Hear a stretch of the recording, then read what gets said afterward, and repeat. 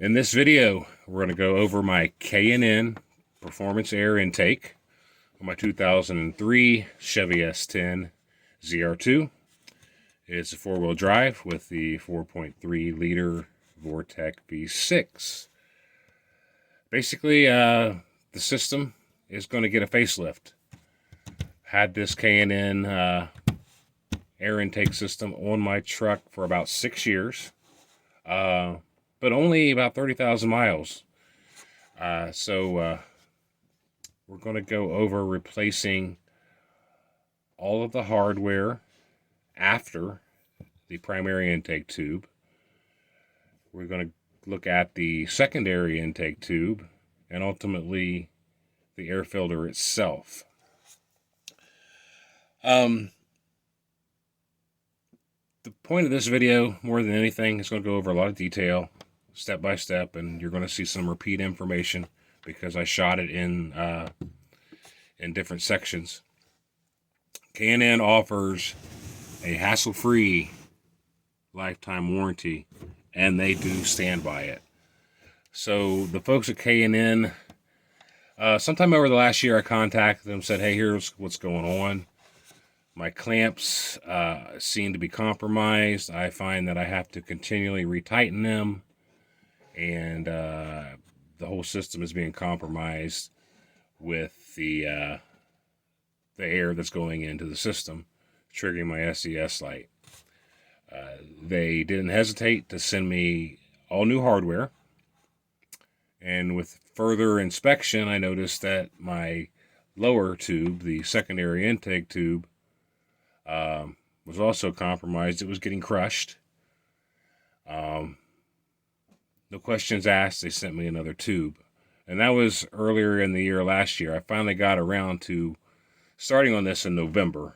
So the video is going to go back to November when I did the majority of work. And we hit the holidays. I found out that I had an existing issue that pinpointed to the air filter, and basically the wear and tear on it over time, plus the construction of the older tube versus the tube that I'm sorry, not the tube, but the air filter that replaces it now. So we're going to pick back up at the end just a few weeks ago. Weather in Ohio has been weird. Midwestern United States is kind of notorious for crazy weather up and down this time of year. We had 55 degrees at one point last week, and it dropped 30 degrees in one day. Then we had ice and snow the next day. Now we're back up in the 50s today. So that's what's going on with the weather and the wind. As you review this, thanks for tuning in. I am no mechanic by any means. I am not a gearhead. This is just to show you a do-it-yourself project and the quality not only of the K&N products, but that they stand behind their warranty. So enjoy, and I'll catch you next time. Hey folks, this is my 2003 Chevy S10 ZR2. And today I'm going to take a look at my K&N performance intake. I put the K&N on this truck at about 90,000 miles just about 5 years ago. It now has 125,000 miles, so we've got about 35,000 miles on this truck with the K&N.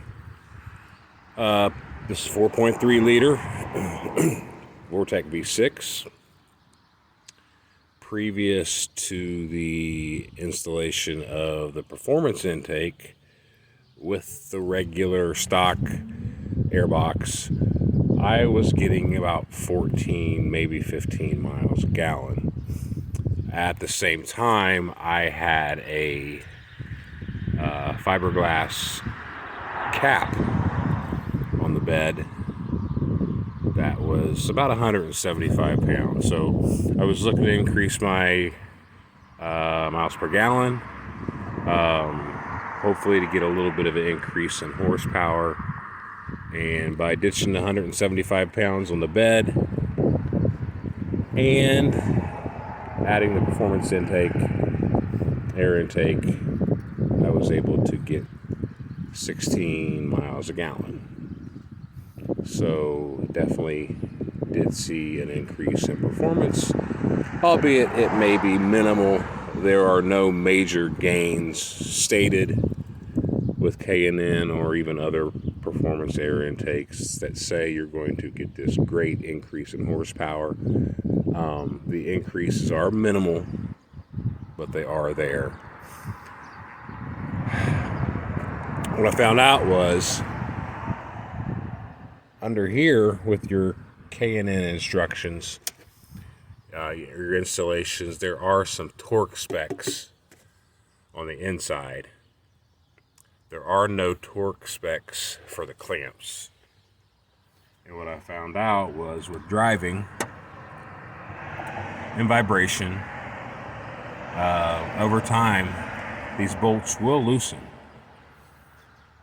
on the clamps. And there is a series of clamps. There's one, there's two, there's a third one, there's a fourth one here, a fifth one, and then there is one on the filter. I have taken the filter off. It is going to be cleaned today while I work on this. As you can see, especially these up here, with retightening the bolts on the clamps about once a year, because they would loosen, it would compromise the seals, and it would trigger my service engine soon light.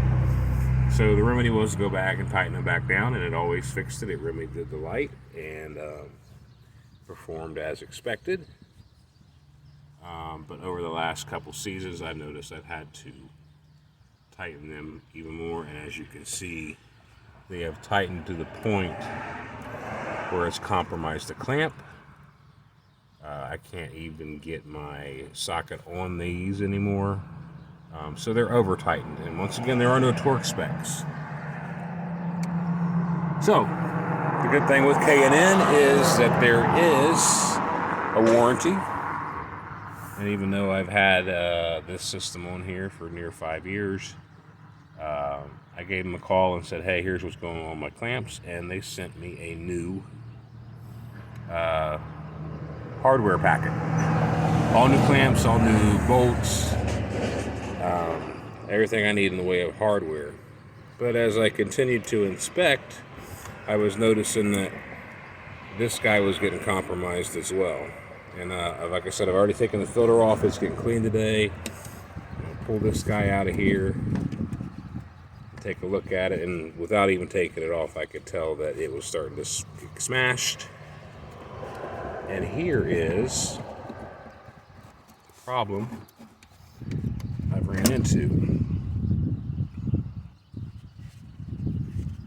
That was allowing the seal to be compromised, letting extra air in and triggering my SCS light again. So I called K&N back, and they said, okay, no problem, we'll send you another tube. So that's what I have here today, a new tube. You can see how compromised these get with over tightening. That's what it's supposed to look like. There's my dirty filter. There's my hardware packet. K&N sent this all to me for free, and it really only took a couple days shipping. So I'm going to tear into this here in a little bit, replace all the clamps, replace that tube, and I'm going to put Loctite on these bolt clamps, clamp bolts I should say. And we'll just do Loctite blue, get a little dab on there, get them tightened properly but not over tightened, and hope that it holds and does not vibrate loose. So that's the project for today. I will get back with you. You can see, also one other thing I want to show you is those seals should be okay. I'm just going to replace the clamps. You can see how tight and smashed these guys get by over tightening it. You can see there where it was on the bracket. Look at this guy. And this is what I want to be a little more cautious with. And I may just eventually go ahead and order a new filter, even though these have a 1,000,000-mile guarantee. Look at the impression that clamp made on that rubber seal. So when I get the new clamp on it, I'm going to try to get it on there a little better. Get it a little further down on the neck if possible. And get a better seal on that. That's what's going on today. I'll get back with you. I have cleaned my K&N filter. I soaked it real good with the cleaner and degreaser. Was really generous with that, and I let it sit. And it has come pretty clean. I'm gonna just put another layer of cleaner on it, just to make sure we got inside all the pleats and the grooves, and make sure it's as clean as it could possibly be before we recharge it with the oil. So I'm gonna get that going. Then I'm gonna sort out my new clamps and get this assembly together. Good thing about having two trucks, you can run one out for lunch while the other one's sitting with the hood open and no air filter on it. So let me get that going. I'll get back with you and we will slap this thing back together. Something to note with your hardware kit, these clamps are different sizes. And you'll see that with your initial installation and your installation guide. It'll tell you which clamps go with which section of your assembly. So I have two that are marked 048, one that is 052, two that are 056, and two, it's hard to see with the stamp on this one, but it's 064. And what I've noticed already is the clamp that I took off of the end piece where the filter is it's 060. So already I don't have a match for that. So when we get to that point, I'll use either the 052 or the 056, whatever's closest, or whichever one's left. What I'm going to do is just replace them one by one. So I'll pull the back one off and then immediately replace it with the proper size, and I'll just follow in line. If you don't have your owner's manual, and I do somewhere, I just have to find it, but that's the route I'm going to take. If you have your owner's manual, it tells you along the way which clamp goes with which section. And that's the bracket. I don't think I'm going to use that because the one I have is in the existing place is good. And this one, this little gasket, this little seal, I do not remember it with my initial installation. So I have to look up do a little research on that. Okay, oil filter has been cleaned thoroughly and thoroughly dried, and we are have recharged it with the red spray oil. You're looking at these recharge kits. They come with the cleaner and the degreaser, and they also come with the red oil. And this particular one is the spray. You can also get a kit that has the squeeze bottle oil. I've used it it's a lot messier. I think you get a more even coat with the spray bottle. So I've got that completely evenly sprayed, and I'm going to let that soak in. Then we'll inspect it and look for any dry spots, any white spots, especially in between the pleats. You got to kind of look at that real good. But you do not want to oversaturate it. And I think a mistake a lot of people make, and I would say especially with the squeeze bottle oil, is they saturate these things. Just sloppy, messy oil dripping. Slap it back on and then take off down the road. Then wonder why they have problems with their MAF, their mass airflow sensor. These kits are designed to work with your engine, so if done properly, you should not see any kind of residue, slop, clogged MAFs. So do it thoroughly, but don't overdo it. All right, so I got the all the components in place with new clamps. Here's the old ones. Remember earlier I said I had these two number 64 clamps, but I took a number 60 off of the filter, and I realized what that was.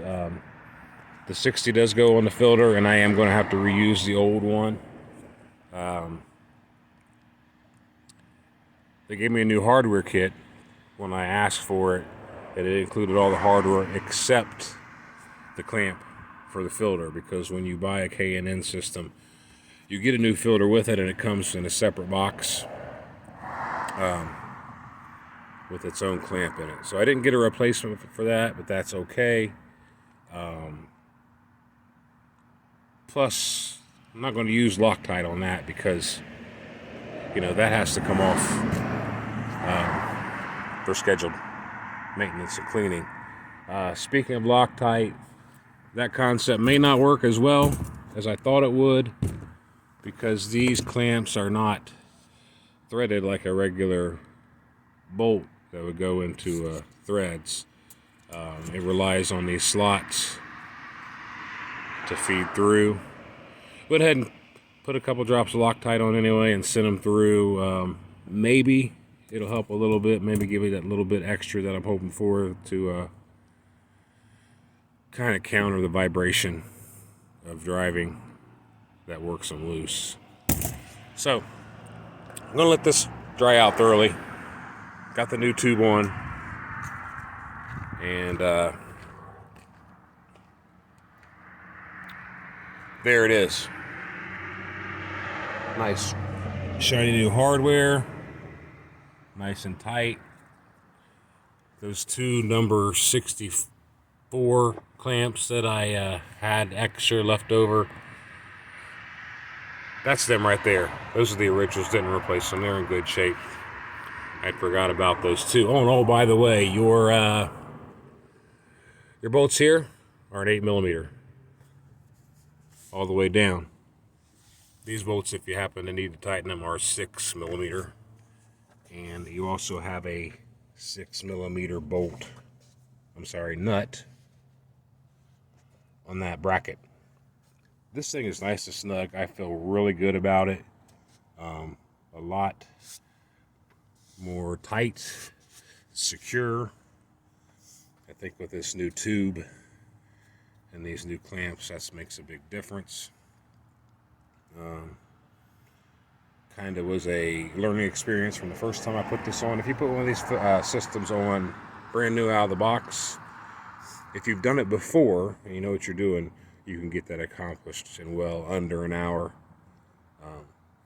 Just redoing these clamps did not take long at all. So once I get that filter ready, like I said, don't spray down your K&N filters. Don't recharge them. throw them back on, sopping wet, and take off down the road. Let it dry. Let it soak in. Save yourself some potential headaches.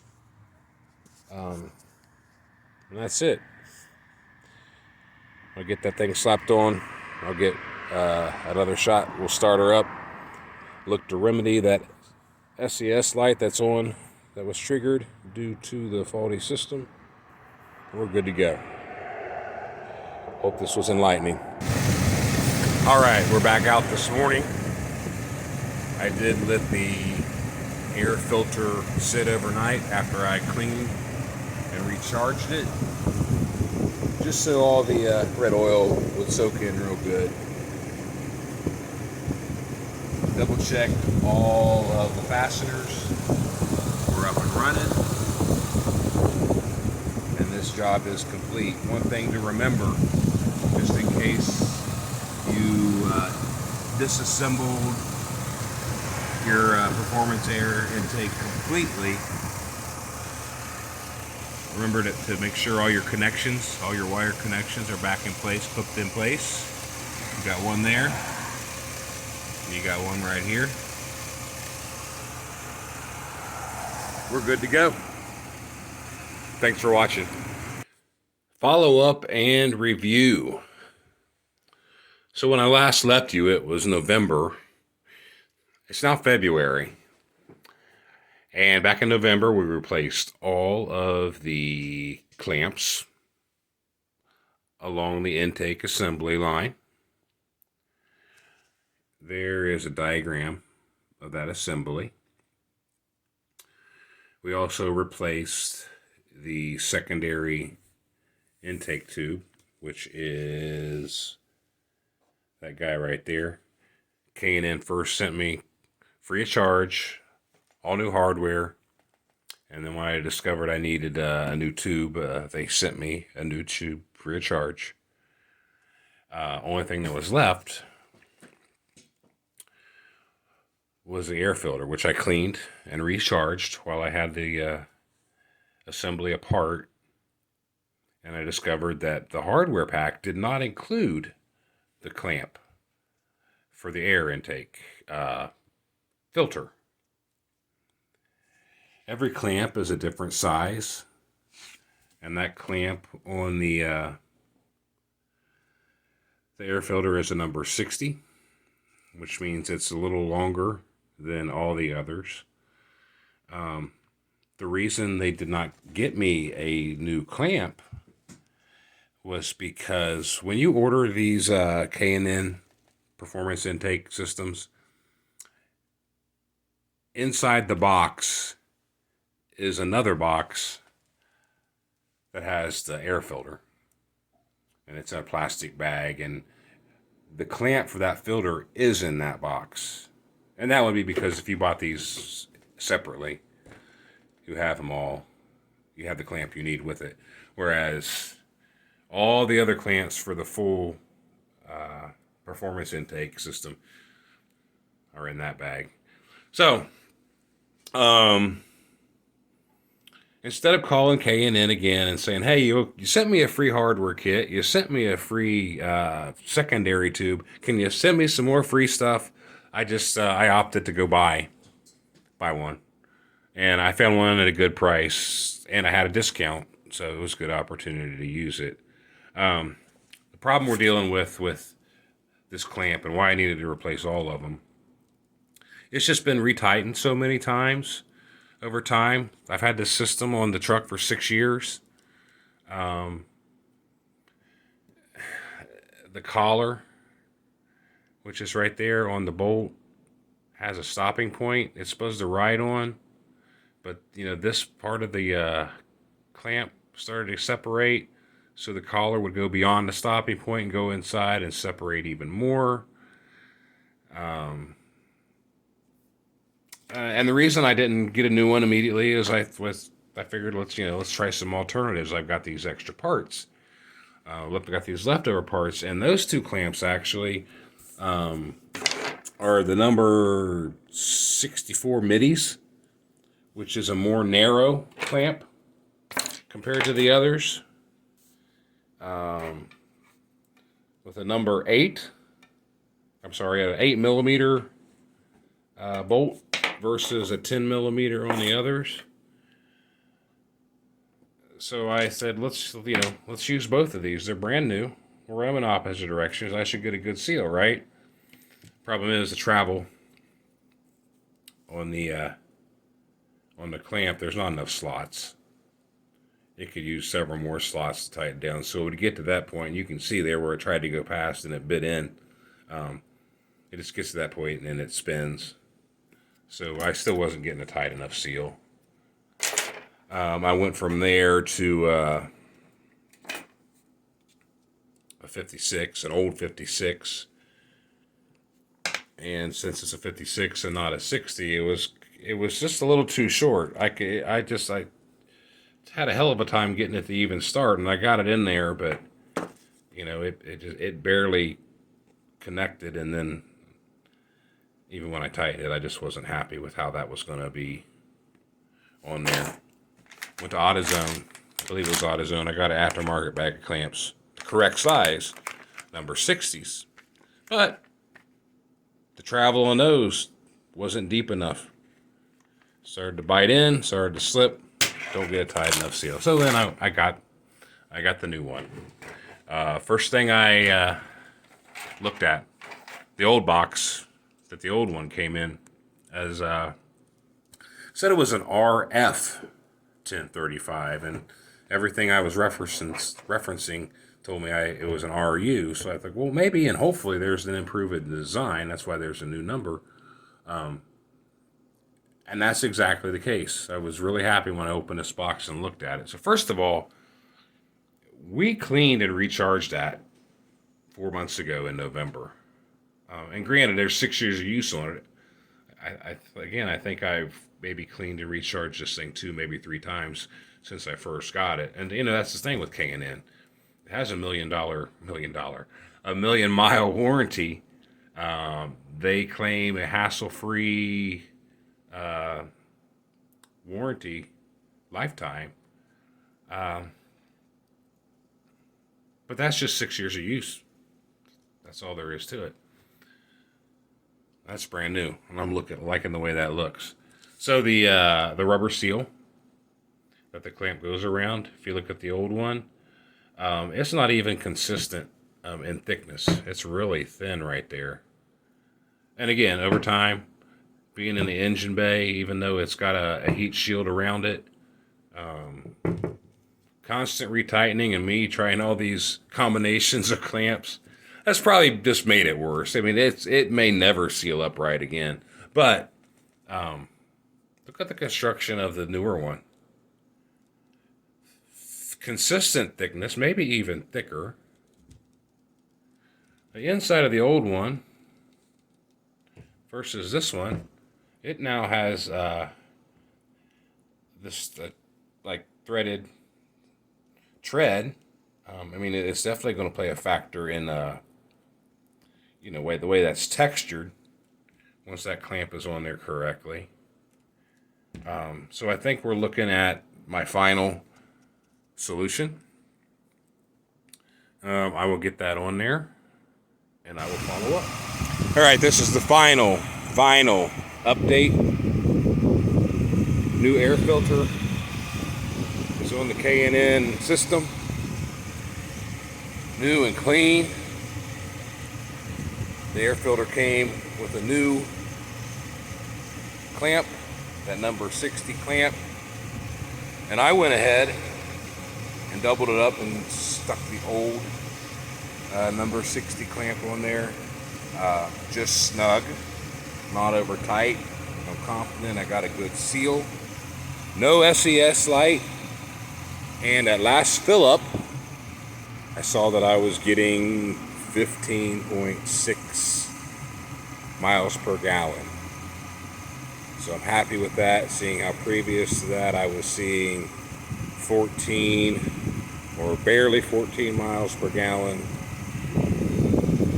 So now, for real, we're calling this done. See ya. So how do we know this all worked?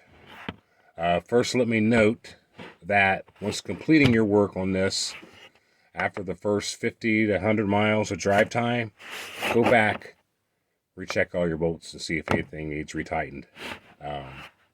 With new parts, with changes in climate, temperature, even though your system is in your engine bay, protected by a heat shield, temperature fluctuation is always a factor. So I knew before this whole project started, the 5 to 6 years previous that this system had been on my truck, I was getting 15 to 16 miles per gallon. When I started on this project and during the course of it, I noted that I was getting about 14 miles a gallon. And there was a fill up at the gas station. At one point, I saw 13.9 miles per gallon. So that motivated me to really get this remedied. And now that the new parts have all been on the vehicle, I've burned through a full tank of gas. I am tracking now at 15.6 miles per gallon. So I'm going to count this as an excess. Finally done. And if you have any comments, questions, correction of errors, feel free to let me know. Next time I come to you, you'll be seeing info on another S10 related project. Have a great day.